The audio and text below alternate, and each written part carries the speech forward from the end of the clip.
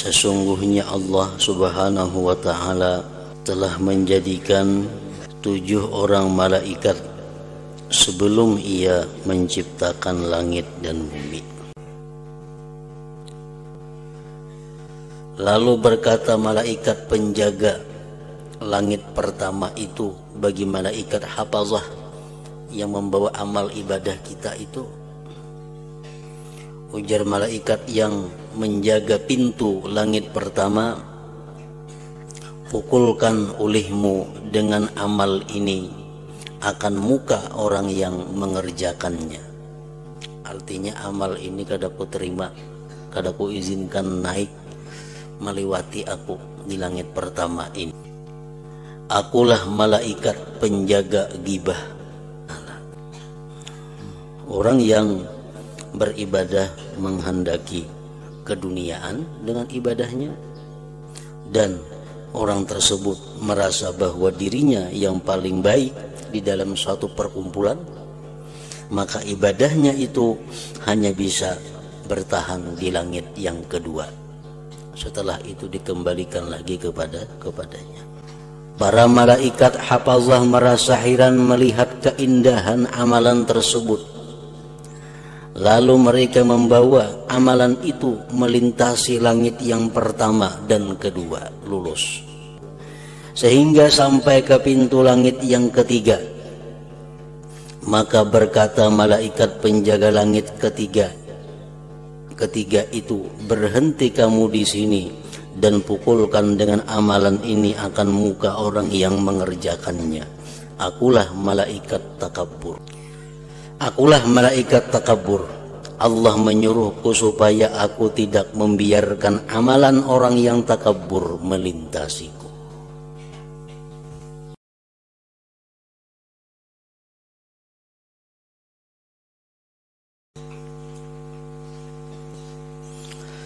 Wahai Mu'adz, sesungguhnya Allah Subhanahu wa ta'ala telah menjadikan 7 orang malaikat sebelum Ia menciptakan langit dan bumi. Rasulullah sallallahu alaihi wasallam bersabda kepada salah seorang sahabat beliau yang bernama Mu'adz,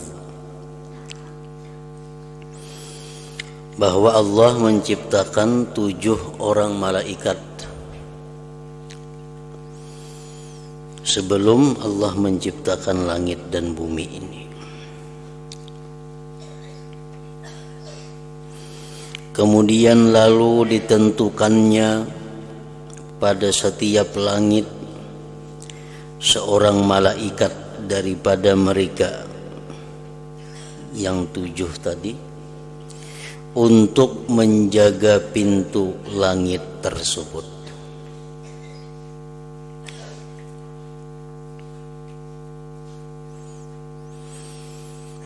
Lalu naiklah malaikat hafazah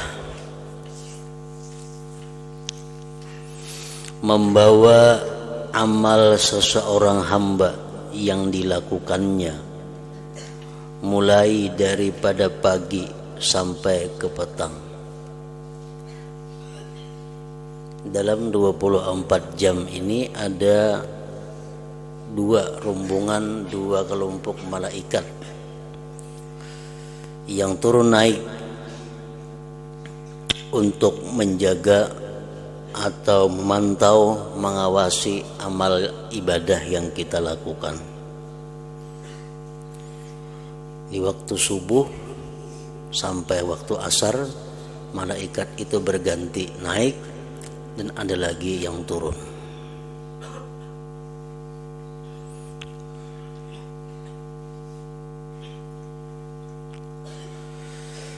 Nah, malaikat itu naik membawa amal kita yang dilakukannya mulai daripada pagi subuh sampai ke petang asar. Waktu asar itu naik malaikat yang dikirim Allah mulai subuh ini, asar kayaknya naik ke atas.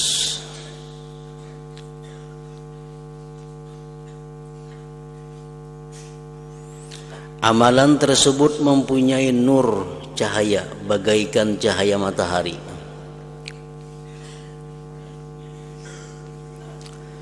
Sehingga apabila malaikat hafazah yang membawa amal hamba itu sampai ke langit yang pertama, mereka menganggap bahwa amalan itu baik dan sangat banyak.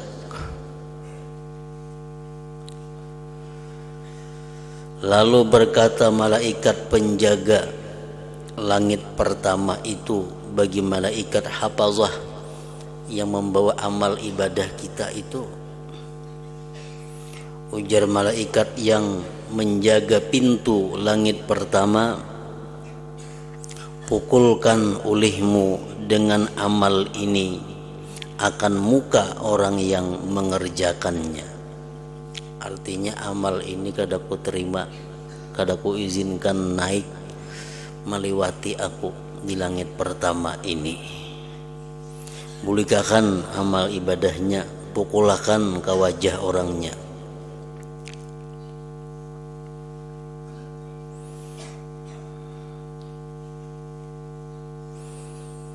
Pukulkan olehmu dengan amal ini akan muka orang yang mengerjakannya. Akulah malaikat penjaga ghibah, mengumpat, Allah telah menyuruhku supaya aku tidak membiarkan amalan orang yang mengumpat orang lain dapat melalui aku untuk terus naik ke atas ke langit yang kedua.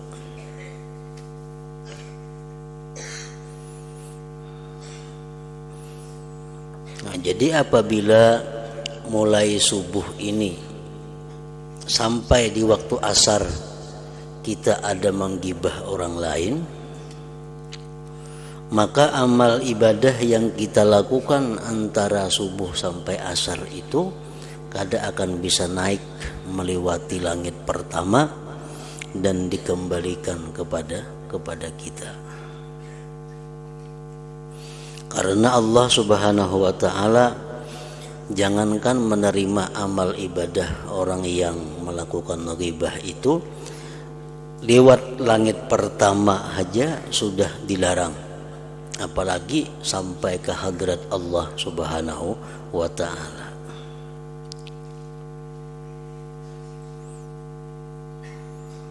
Nah, jadi artinya hendaknya kita sekurang-kurangnya tobat dan minta ampun kepada Allah Subhanahu wa taala daripada ghibah ini minimal 2 kali dalam sehari. Habis asar kita minta ampun kepada Allah. Kalau ada mulai subuh tadi sampai asar ini ada mulutku, ada lisanku, atau ada kata-kataku yang mengumpat atau menggunjing orang lain. Nah, kayaknya waktu subuh pun kita minta ampun juga kepada Allah, bertobat kepada Allah. Kalau ada mulai petang sampai subuh ini kita melakukan perbuatan ghibah itu, agar bisa amal yang kita lakukan itu melewati langit yang pertama.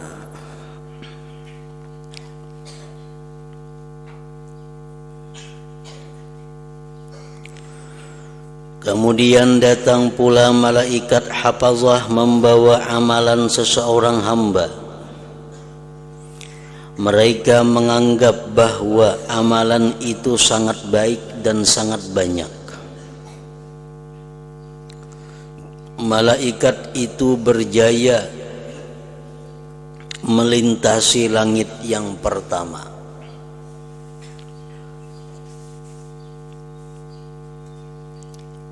Karena orang yang mengerjakan amalan tersebut tidak terlibat dengan dosa mengumpat orang. Karena orangnya ini kadang ada mengumpat orang, atau ada mengumpat orang cuma ingin sudah tobat, sehingga amal ibadahnya bisa lulus naik melewati langit pertama, sehingga mereka sampai ke langit yang kedua. Lalu berkata malaikat penjaga langit kedua itu, "Berhenti kamu wahai malaikat pembawa amal, berhenti kamu di sini dan pukulkan dengan amalan ini akan muka orang yang mengerjakannya." Bulikakan lawan nang mengerjakan amalan-amalan ini, karena ia menghendaki dengan amalannya akan mendapat keuntungan dunia. Inya beramal ini tujuannya adalah untuk mencari kekayaan dunia. Inya beramal tujuannya untuk mencari keuntungan dunia.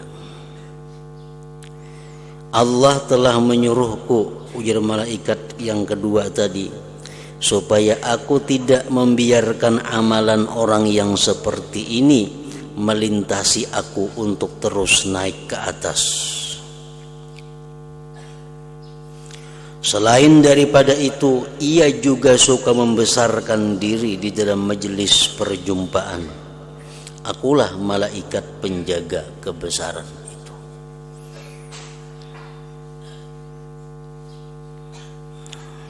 Orang yang beribadah menghendaki keduniaan dengan ibadahnya, dan orang tersebut merasa bahwa dirinya yang paling baik di dalam suatu perkumpulan, maka ibadahnya itu hanya bisa bertahan di langit yang kedua.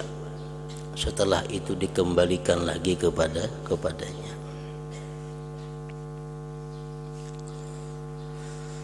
Kemudian naik pula malaikat hafazah membawa amal seseorang hamba yang penuh dengan sinaran dan cahaya daripada pahala sedekah, sembahyang dan puasa. Para malaikat hafazah merasa heran melihat keindahan amalan tersebut.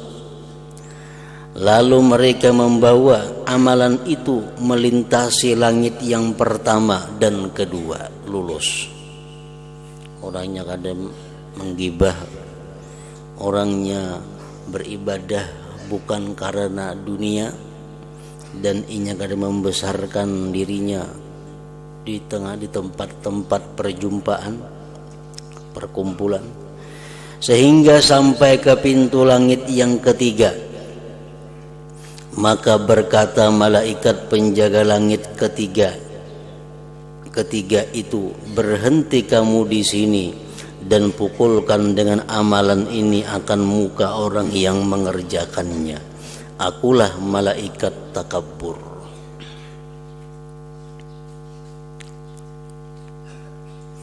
Takabbur itu adalah tardul haq wa ghamsun nas.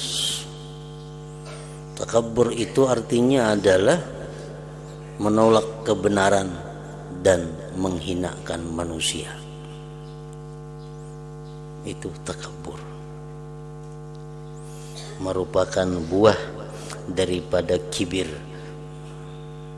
Kibir itu masih berupa maksiat hati. Apabila sudah ke anggota badan yang zahir, ngarannya takabbur. Menolak yang benar, dinasihati menolak, dan menganggap orang lain itu hina. Akulah malaikat takabbur.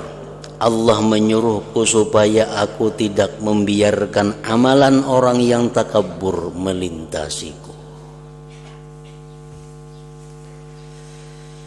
Orang itu sangat suka membesarkan dirinya di dalam majelis orang ramai. Nah, ini pun amalan orang tersebut hanya bertahan bisa di langit yang ketiga. Ditolak, dikembalikan kepada yang melakukannya.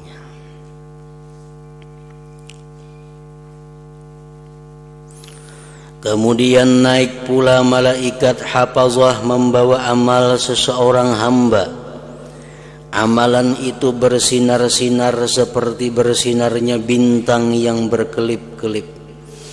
Baginya suara tasbih, sembahyang, puasa, haji dan umrah. Sehingga malaikat hafazah itu berjaya membawa amalan tersebut sampai ke pintu langit yang keempat. Lalu berkata oleh malaikat penjaga langit yang keempat kepada malaikat hafazah, berhentilah kamu di sini dan pukulkan amalan ini akan muka orang yang mengerjakannya, belakangnya dan juga perutnya. Akulah malaikat ujub. Allah menyuruhku supaya tidak membiarkan amalan orang yang ujub dapat melintasiku. Ia beramal adalah dengan dorongan perasaan ujub terhadap dirinya. Ujub artinya adalah melihat kehebatan diri, melihat keindahan diri, melihat kealiman diri, melihat kepintaran diri, melihat kekuatan diri, melihat sifat-sifat sempurna ada pada diri tanpa mengingat bahwa itu adalah merupakan anugerah daripada Allah Subhanahu wa ta'ala. Itu ujub. Orang misal mulai isya beribadah sepanjang malam sampai subuh beribadah. Nah, tuntung beribadah lalunya merasa bahwa dirinya ini luar biasa, mampu beribadah semalaman suntuk tanpa ada lelah, tanpa ada mengantuk, tanpa ada gangguan. Ia bangga dengan dirinya. Nah, itu ujub. Itu menyebabkan amal ibadah kita ditolak oleh Allah Subhanahu wa ta'ala.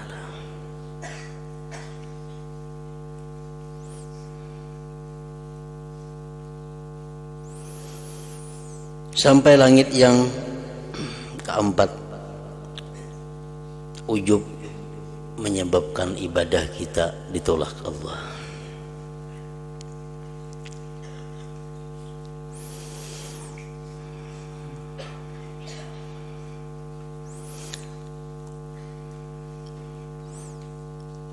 Apabila kita mengingat tentang ibadah-ibadah yang kita lakukan, aku mampu melakukan ini, aku kau memperbuat ini, kemudian timbul dalam hati ketakutan, diterima Tuhan juga kah ibadahku itu? Nah, itu sudah hilang ujubnya. Itu sudah menghilangkan sifat ujub. Kita ingat bahwa kita bisa melakukan ini, bisa melakukan puasa, bisa melakukan bangun semalamanan, bisa melakukan baca Quran sehatan sehari umpamanya.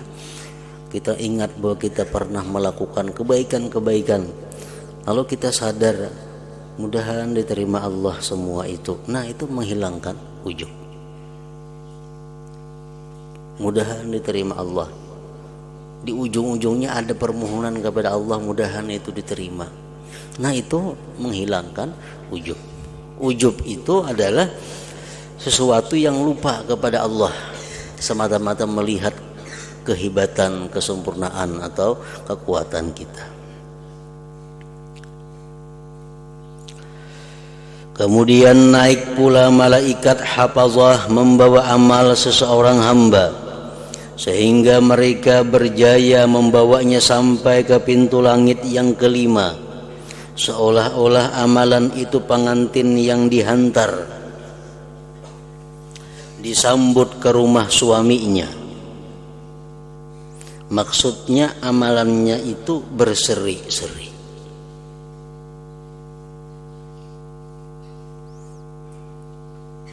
Seolah-olah amalan itu pengantin yang dihantar, disambut ke rumah suaminya.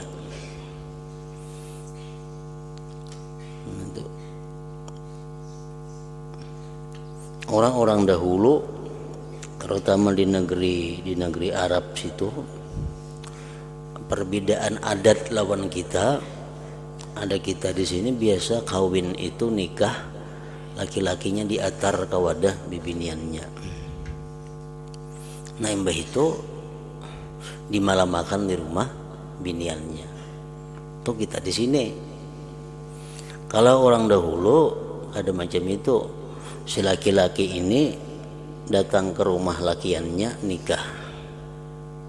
Nah imbah nikah lakiannya bulik ke rumahnya. Kayaknya kamarian atau malam rombongan keluarga perempuan ini mengantar perempuan ke rumah lakiannya. Biniannya nangguring di rumah lelakiannya, bukan lelakiannya nangguring di rumah mintuha, ada. Nah makanya di sini tadi seolah-olah amalan itu pengantin yang dihantar disambut ke rumah suaminya. Kayaknya di rumah lakinya orang baramian, bapista, bamakanan macam-macam tuh karena kedatangan tamu pengantin perempuan itu.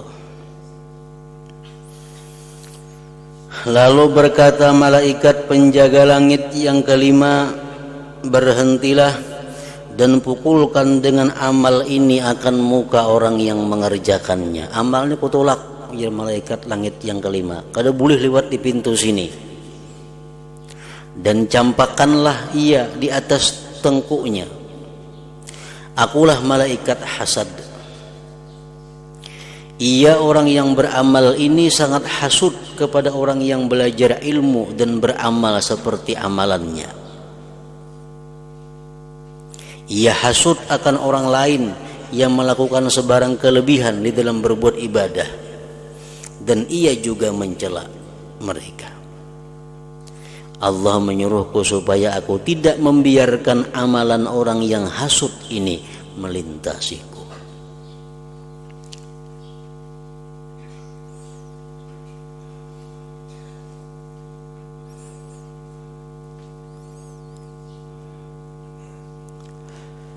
Jadi orang yang dengki amal ibadahnya hanya sampai di langit yang kelima tadi. Kada bisa masuk ke atas, naik menuju langit yang keenam, ditolak, dikembalikan. Kemudian naik pula malaikat hafazah membawa amalan seseorang hamba. Baginya cahaya seperti cahaya bulan purnama daripada sembahyang ada di situ amalannya, zakatnya ada, hajinya ada, umrahnya, jihad dan puasa. Malaikat hafazah berjaya membawa amalannya sehingga sampai ke langit yang keenam. Lalu berkata malaikat penjaga langit tersebut, berhentilah kamu dan pukulkan amal ini akan muka orang yang mengerjakannya, karena ia tidak balas kasihan kepada hamba-hamba Allah yang terkena bala dan kesusahan. Bahkan ia merasa gembira dengan demikian. Akulah malaikat rahmah. Allah menyuruhku supaya aku tidak membiarkan amalan orang yang seperti ini dapat melintasiku. Orang nang beribadah ini orangnya kada punya sifat sayang kepada kaum muslimin dan muslimat.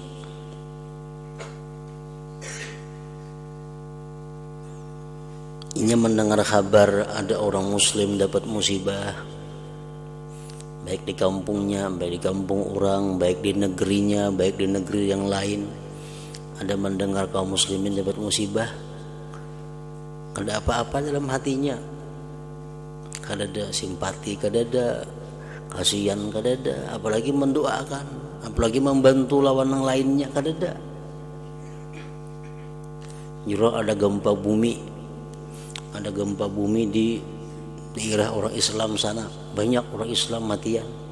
Oh kayak itu aja biasa ya, kada apa-apa. Kada ada prihatin, kada ada apa-apa, kada ada rasa kasih sayang kepada sama hamba Allah. Nah orang tersebut amal ibadahnya kada bisa naik sampai ke hadirat Allah.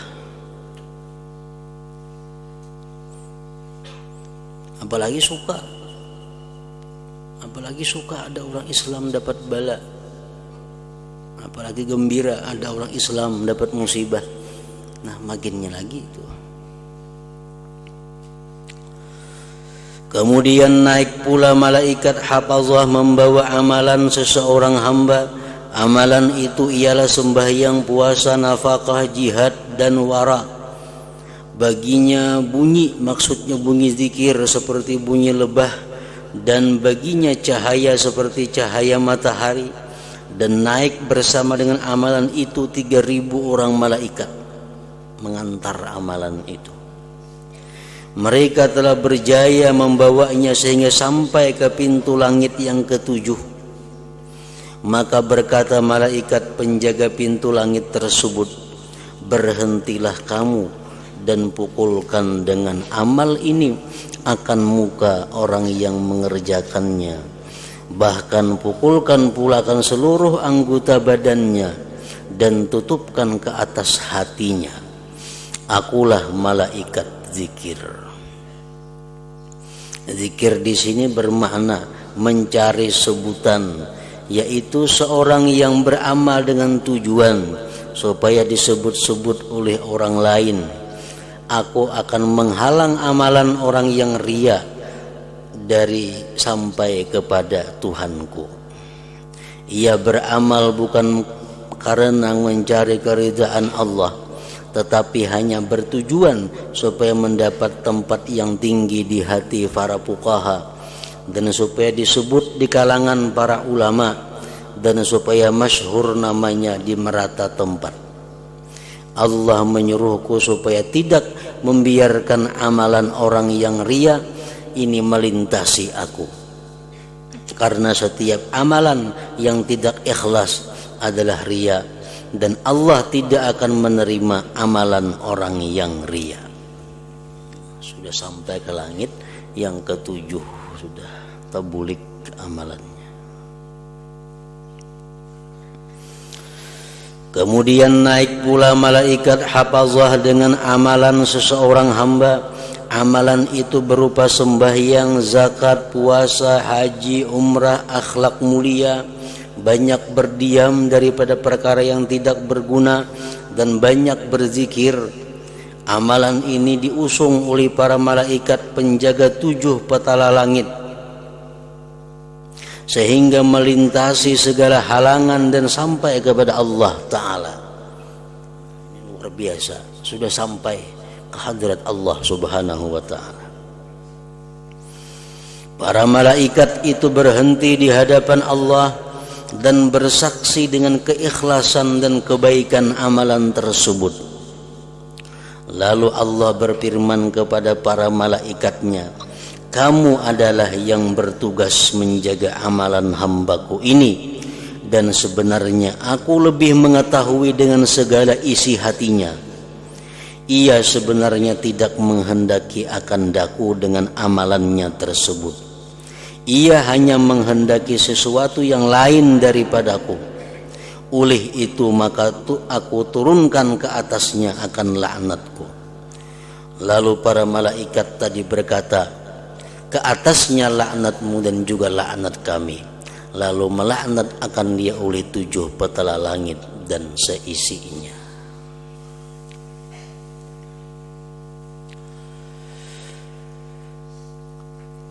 Nah, jadi artinya hadis Rasulullah Shallallahu Alaihi Wasallam ini hadis yang sangat masyhur dan dibuat oleh Imam Ghazali dalam beberapa kitab beliau.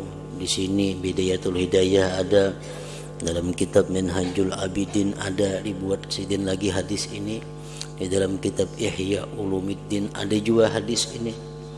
Ini menunjukkan bahwa ada beberapa dosa-dosa, ada beberapa maksiat-maksiat yang menyebabkan amal ibadah kita ditolak oleh Allah Subhanahu wa Ta'ala. Padahal sebenarnya lebih daripada ini. Namun ini merupakan sesuatu yang penting, sesuatu yang umum berlaku di kalangan manusia. Pada intinya adalah setiap sesuatu perbuatan kita yang menggugurkan kita daripada takwa kepada Allah, itu berpotensi amalan kita ditolak. Walaupun maksiatnya selain daripada yang 7 macam tadi.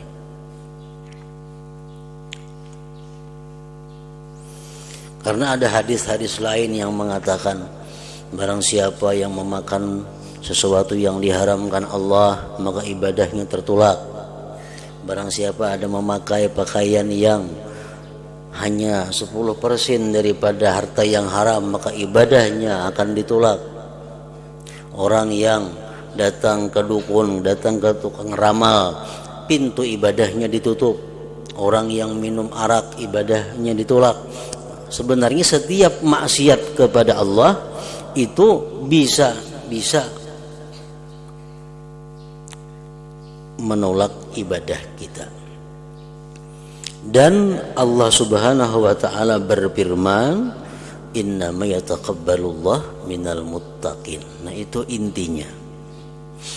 Innama yataqabbalullah minal muttaqin. Hanya saja Allah Subhanahu wa taala itu innama di dalam kalimat, di dalam ilmu nahwu, innama adalah hasar ya. Innamal a'malu binniyat, hanya saja amal dengan niat. Berarti memang kada berniat, kada beramal ngarannya. Hanya saja. Nah, dalam Al-Qur'an innama yataqabbalullah minal muttaqin.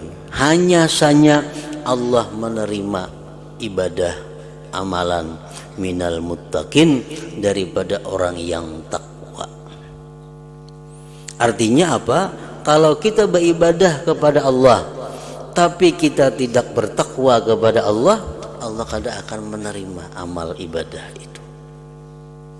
Nah, jadi artinya sebelum kita beramal ibadah, hendaknya kita usahakan dahulu kita ini termasuk golongan orang yang takwa. Supaya apa? Supaya ibadah yang kita lakukan ini diterima oleh Allah. Hendak sembahyang, hendak bersedekah, hendak puasa, hendak berzakat, usahakan dulu kita supaya jadi orang takwa. Sudah kita kawa mengusahakan kita orang yang takwa, hanya kita lakukan satu ibadah, nah bisa diterima oleh Allah Subhanahu wa taala. Takwa itu apa arti takwa? Takwa itu adalah sesuatu sifat yang ada di dalam hati kita. Takwa itu satu sifat yang ada di dalam hati kita, yang dari sifat itulah kita mengagungkan Allah Subhanahu wa taala. Dari mengagungkan Allah itu lalu timbullah menjunjung perintah dan menjauhi larangannya. Nah, itu adalah takwa. Jadi takwa, Nabi kita mengatakan at-taqwa hahuna. Takwa itu di sini. Beliau menunjuk dada. Artinya takwa itu andaknya di dalam hati. Nah, takwa andaknya di dalam hati. Jadi takwa itu satu sifat yang dari sifat itu kita mengagungkan Allah seagung-agungnya, sebesar-besarnya. Lalu karena kita mengagungkan Allah seagung-agungnya, sebesar-besarnya, lalu kita junjung segala perintah dan kita jauhi segala larangan Allah. Bila sudah kita mampu demikian, kita jadi orang yang takwa. Kalau kita jadi orang yang takwa, segala amal ibadah yang kita lakukan akan diterima oleh Allah Subhanahu wa taala, sekecil apapun ibadah kita itu.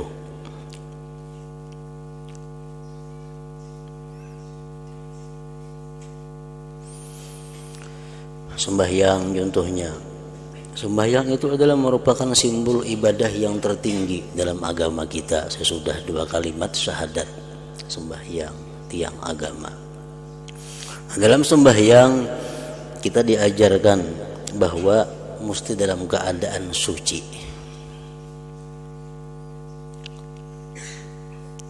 Yaitu dengan berwudu. Apakah suci daripada najis yang dimaksud?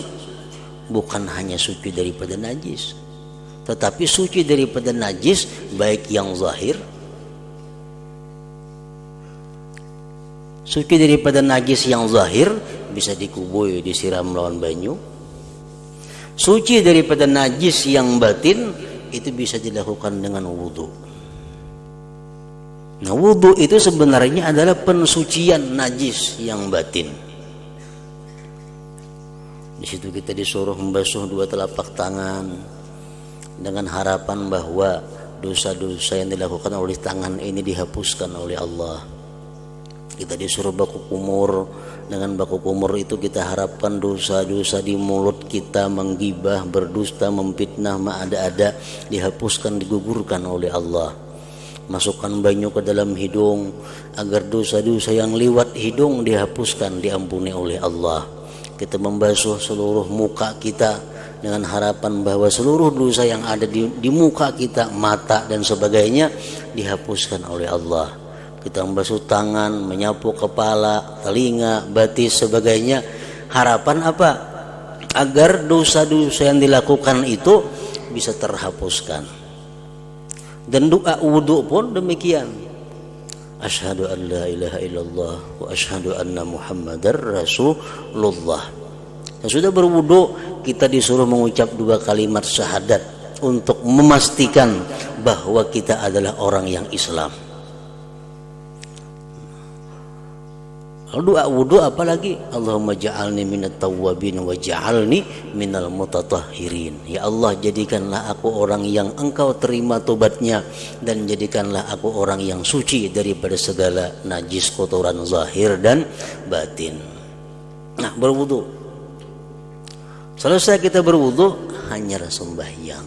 Jadi kita sembahyang dalam keadaan sudah suci, zahir dan batin, dalam keadaan takwa.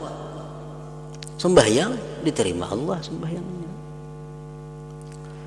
Makanya disunatkan kita berwudu setiap kali hendak sembahyang walaupun kada batal wudu. Sunat tajdidul wudu, memperbaharui wudu walaupun kada batal. Kenapa? Karena fungsi wudu itu bukan hanya batal kada batal, tetapi fungsi wudu itu intinya adalah mensucikan diri kita daripada dosa-dosa yang kita lakukan. Nah, jadi sesudah wudu disunatakan apa? Sembahyang kita, supaya jangan lawas antara wudu lawan sembahyang. Walaupun jauh lagi sembahyang zuhur, wudu, sunat wudu, supaya sunat wudu ini kita laksanakan dalam keadaan suci daripada perbuatan dosa. Nah, 2 rakaat itu pun sunat wudu 2 rakaat. Kalau kita laksanakan diterima oleh Allah, itu sangat besar artinya, sangat ganal nilainya. Walaupun hanya 2 rakaat, walaupun sebuting zikir la ilaha illallah diterima oleh Allah, itu saking besar artinya, lebih besar daripada dunia dan isinya ini nilainya. Kita berzikir la ilaha illallah sekali aja berzikir. Kalau itu diterima oleh Allah zikir kita nang sekali itu, dunia dan isinya kali cukup membayar ganjarannya, membayar nilainya. Nah, jadi hadis Nabi ini hanya menyatakan tadi ada 7 macam jenis dosa yang menyebabkan amal ibadah kita ditolak oleh Allah Subhanahu wa taala, tetapi pada intinya adalah seluruh dosa-dosa yang kita lakukan, baik yang 7 tadi atau yang lainnya, itu berpotensi ibadah kita tertolak atau ditolak di sisi Allah Subhanahu wa taala. Kita jadikan diri kita orang yang suci, kita jadikan diri kita orang yang bersih, orang yang takwa kepada Allah. Nah, hanya melakukan satu ibadah, maka ibadah kita akan diterima. Innama yataqabbalullah minal muttaqin.